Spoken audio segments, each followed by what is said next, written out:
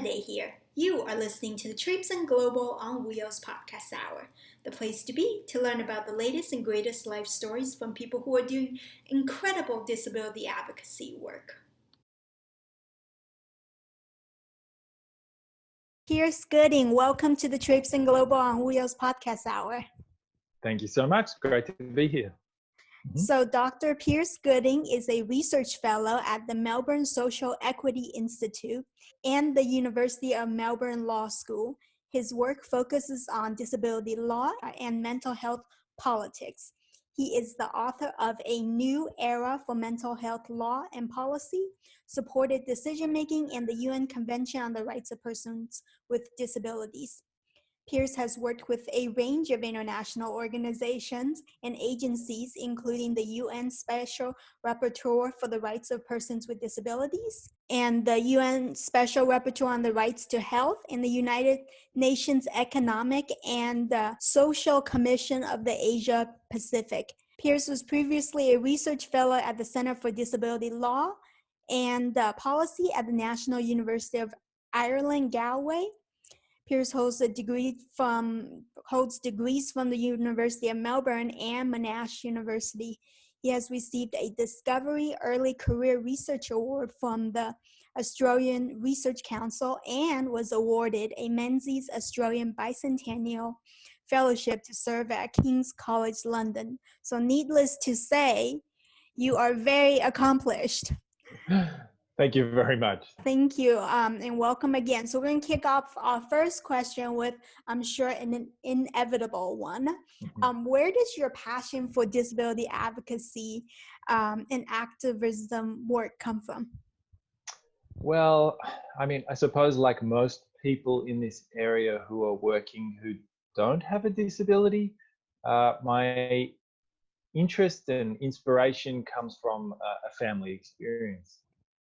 And I suppose I witnessed lots of opportunities opening up for me and closing down for a relative of mine, a very close relative of mine who had a disability. And so I think that's really what sparked my interest. But the more I learned about disability and the disability rights movement, and the more people that I met who were really accomplished activists and scholars and lawyers, the more I became just sort of passionate and interested in the field.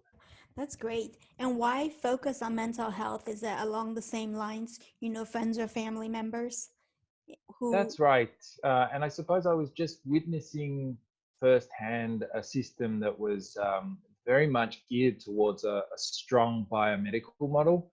And I found the social model of disability to be one of the most compelling kinds of counter-arguments to that hyper biomedical approach to stress. So I've found a lot of inspiration from a lot of activists in the psychosocial disability movement, or amongst what they describe as users and survivors of psychiatry, because I think they provide really compelling counter-arguments to some of the power imbalances and hyper-medicalization that I was seeing in the mental health system. I see. So I think you once wrote, state parties have an obligation to provide access to support for decisions regarding psychiatric and other medical treatments. Forced treatment is a particular problem for persons with psychosocial, intellectual, and other cognitive disabilities. So can you explain in very simple language and layman's term where state participation begins and where individual choice ends? Is there a clear-cut way to define this line? What about involvement of family members, or in cases where they don't have any sort of social support? It's a really, really good question. And it's one that I've been trying to answer for my whole career, I think. The Convention on the Rights of Persons with Disabilities was really centered around this idea of autonomy with support, or at least that was one of the really core ideas behind the CRPD. And that's really what this whole debate boils down to. What is autonomy with support? So just as we have ramps for people to access public buildings and private buildings, there is an argument by proponents of the convention, or it's just a fact now, that states are obliged to provide effectively ramps for people to make decisions when they require assistance to do so. So, for example, entering a contract to purchase a house can be quite a daunting process for anyone, but for people who need additional communication support, there is an obligation to ensure that that is provided. So rather than dismissing someone as lacking capacity and therefore denying them the opportunity to enter into a tenancy agreement or a financial agreement, there is a requirement to ensure they have support and then ensure that there are relevant protections so that a person doesn't have that right taken away from them, and that maybe there are some kind of safeguards so that people aren't exploited, so that they aren't taken advantage of, and so on. And people with psychiatric or psychosocial disabilities or mental health related disabilities are particularly prone to government intervention when it comes to psychiatric treatment. So this kind of forced intervention is a routine part of public mental health services in every country that has a functioning health system. And in those countries where there may not be a sort of formal health system, there are examples of persons with psychosocial disabilities being chained to trees or being held in cages. And I think this is a widespread kind of practice. So there is, I suppose, coercion or forced intervention happening across the world, both in formal mental health services in countries like the US and Canada and Australia, but also in traditional settings in the family home.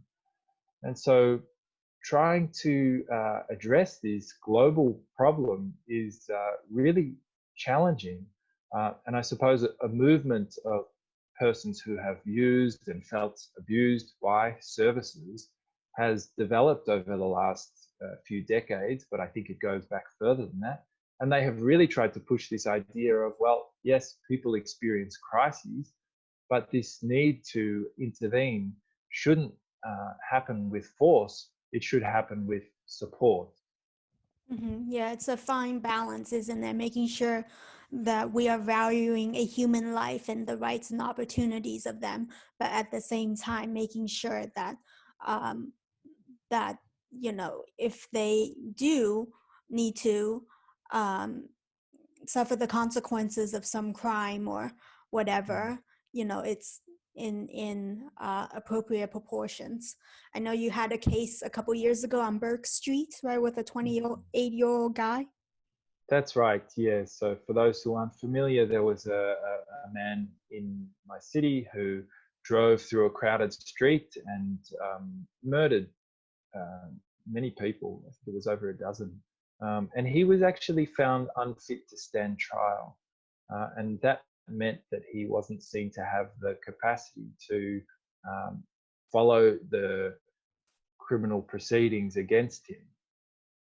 Now, that's an example of legal capacity really being restricted for people with disabilities. And in a way, it's designed to protect the person so that they aren't subject to a trial that they don't understand, which could end in their punishment. But on the other hand, by denying that involvement, or at least by saying, well, this person can't be, subject to the same processes as others, they risk not being given the same due process safeguards and the same kind of protections that anyone else would be afforded in a normal criminal trial.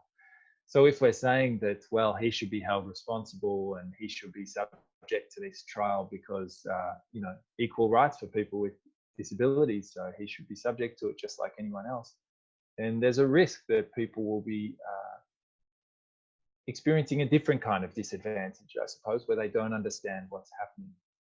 But in the work we did, we argued that, well, as long as they're afforded the same due process safeguards and they have the availability of all the same defences, then that's equality. And he was eventually convicted, is my understanding, and he wasn't found to lack the capacity to understand his crimes. So he wasn't found legally insane, to use the outdated terminology. But here we call it a crime of mental impairment, or not guilty by reason of mental impairment. So that's a really good example of one quite tricky area of law in which it's going to take a lot of work to convince people of the appropriate way to address this according to disability rights theory and practice. Yeah, it is so tricky, especially, I mean, in that particular case, especially that you were just sharing about, because in the article that I read, he was very logical with the different consequences if this happens, if that happens. But overall, I feel like this issue is a very tricky one. So you mentioned the UN CRPD, UN Convention on the Rights of Persons with Disabilities, which, you know, your work is highly influenced by it. And so I have several questions for you. The next series of questions will be about that. So why is it important for countries to ratify the UN CRPD? So for countries like the US, as you may know, we have not ratified it. And what are the consequences for not doing so?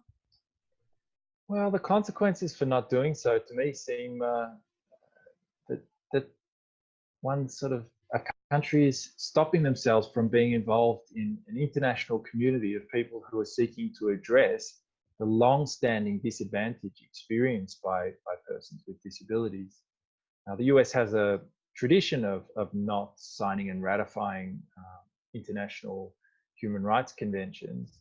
But on this particular issue, I mean, it's a real missed opportunity for American citizens with disabilities to reap the rewards of this incredible international collaboration to achieve the CRPD. And of course, US advocates and activists were absolutely crucial to the development of the Convention on the Rights of Persons with Disabilities. So at least the rest of the world has benefited from their insights, and particularly their experiences around the development of the Americans with Disabilities Act, because I understand that that provided a really crucial set of foundation ideas, or some really important theories and ideas and experiences from using the law to address disability-based discrimination.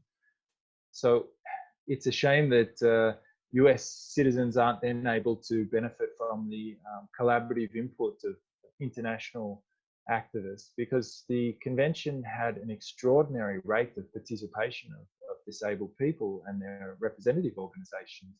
I believe that of all the UN human rights treaties, it had the highest amount of input from civil society organizations, and it comprised of hundreds of disabled people's organizations from all over the world. That's an extraordinary wealth of knowledge, and by cutting a country off from that, it's a missed opportunity to reap the rewards of that combined human knowledge. Yeah, I most definitely agree with you, and it's a shame that we're not a part of it. Do you think the U.S. ratifying the UN CRPD will help offer expertise and technical knowledge to other countries who are not as advanced in the disability rights field? If yes, how? How? Well, I think it's perhaps a matter of credibility. If the US isn't signed up or haven't ratified the CRPD, then it's going to be difficult for other countries to take US advocates as seriously, because they say, well, you can come here and talk to us about what kind of technical solutions we could find, but your country hasn't even signed or ratified. And you think it would affect them offering the expertise and technical knowledge and doesn't have as much of an influence because we are not part of it. We've I not think signed so. on to it. I think so. But Okay. that said, I'm pleased to see lots of excellent US advocates working around the world and having an enormous impact because of the sheer weight of their own knowledge and their own involvement with disability politics for the last few decades. So since the passage of the UN Convention on the Rights of Persons with Disabilities, how has rights and opportunities improved for individuals with disabilities around the world, especially for people with mental health disorders? What has countries who has ratified the convention gained, and those that have not ratified the convention lost? That's a great question. Well, in terms of the benefits and opportunities that have been opened up by the convention, I think the main one is shifting people's idea of disability from the charity-based or medical-based model to this idea of a social model or human rights-based model. Here in Australia, the late Stella Young made an excellent TED talk where she talks about ending inspiration porn, and she really lays out the social model of disability in one of the best ways that I've ever seen it done before. And I think the Convention on the Rights of Persons with Disabilities really backs that general shift.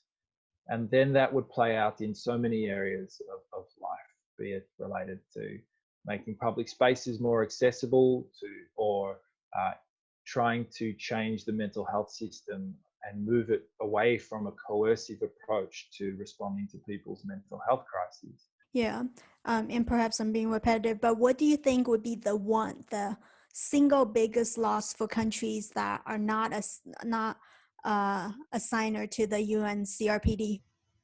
I think it would be not affirming the dignity and inherent human rights of people with disabilities. I think that's it. As a profound symbolic act to affirm the dignity and human rights of persons with disabilities, I think the CRPD provides that. What if we move away from the symbolic? As you know, governments don't function always in the symbolic and some of the more tangible factors. Well, the more tangible factors would be not distributing resources according to the needs of persons with disabilities to exercise their fundamental rights. Thank you for that insight. So, as you know, you work with many heavy issues, and Yeah. topics are very serious and very dense. So, moving on to happier topics. Um, what is your proudest achievement in regards to improving the lives of people living with mental health issues? What rights and opportunities have you helped to broaden for them that you're especially proud of? Oh, well, I don't suppose I could say that I have. You'll have to ask other people if they think I've contributed to expanding the rights of persons with mental health or psychosocial disabilities. But at least for me personally, one of the proudest moments for me was achieving my aim of trying to shift the conversation, contribute to shifting the conversation towards support and supported decision making for people who are in crisis and people with intellectual disabilities and mental health related conditions. That's wonderful. Yeah. So, what seems like a never ending interview is actually ending with one last question. Um, in your lifetime, what kind of utopic world do you want to work toward for people with psychosocial disabilities? What are the 3 achievements you want to have made in your lifetime in this field of work? Well, I'd like to see an end to mental health legislation because I think at the moment it promotes discriminatory approaches to mental health. Second, there needs to be a comprehensive range of supports for people, a whole lot of options for people who are experiencing crisis. And that might involve family conferencing, family meetings. It might involve a less fearful approach to the extreme experiences that people have with hearing voices or experiencing profound despair. It might involve personal advocacy where people aren't always encouraged to be better or cured, but rather are just assisted to live their lives. And third, I think I would like to see no more jobs like mine. I think a utopic kind of vision for this movement would be that there aren't people who are specializing in achieving disability rights and trying to change laws and policies that will just become an accepted norm that these kind of entitlements and accessibility measures exist. And the range of disabilities are just accepted as a different part of the human norm rather than as such a massive difference, which is how it's currently perceived in so many areas of law and policy in society. So those are the three things. And I'm sure,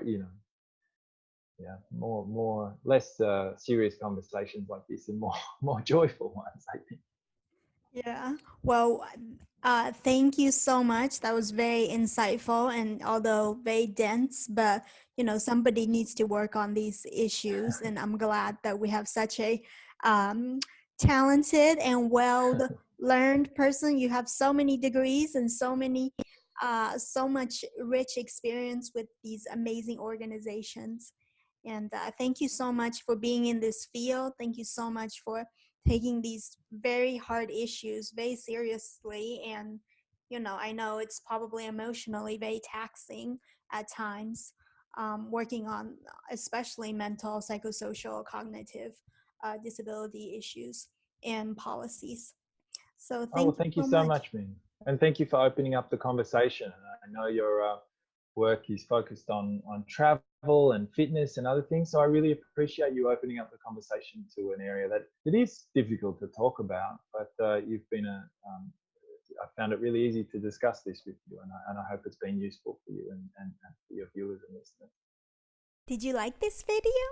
If so, share with your friends and be sure to follow us on social media. And if you want even more resources, be sure to sign up for our email updates on our website, traipsingglobal.com. Keep learning new perspectives, keep being inclusive because it will make the world a better place for you and for everyone else. Thank you so much for watching, and I'll catch you on another episode of the Traipsing Global on Wheels podcast hour.